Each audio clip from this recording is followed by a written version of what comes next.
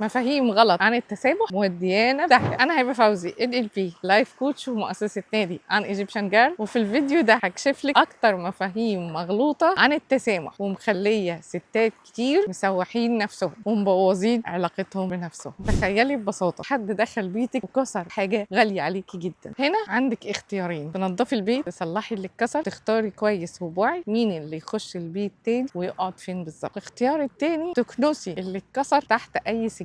البيت شكله نظيف لكن كل ما حد يمشي فيه ينجرح ويتألم. الاختيار الاول كان هو التسامح، والاختيار التاني هو الكبت، انك تمثلي ان مفيش اي حاجه حصلت وتحطيها تحت السجاده. فخليني اقول لك اهم 3 مفاهيم غلط عن التسامح عشان تعرفي تعمليه صح. 1. لو سامحتي لازم تنسي. التسامح مش فقدان للذاكره، ولو اتعاملتي مع مشاعرك صح هتطلعيها مش هتكبتيها، لكن لازم ما تنسيش الدرس المستفاد عشان ما حدش يحطك تاني في نفس الموقف. تاني حاجه، لو سامحتي العلاقه لازم ترجع زي الاول. ده تسامح مش غباء. وفي مثل حديث بيقول لك اعرف صاحبك وعلم عليه. ما ينفعش يلدغ مؤمن من جحر مرتين. ممكن فعلا لو مضطره العلاقه دي تستمر بشكل او باخر يبقى لازم تحطي حدود واضحه قويه عشان ما تتحطيش برضه تاني في نفس الموقف. لو سامحتي يبقى ما ينفعش تغضبي من جوه. لا والله، الغضب الصحي علامه كويسه ان كرامتك لسه صاحيه.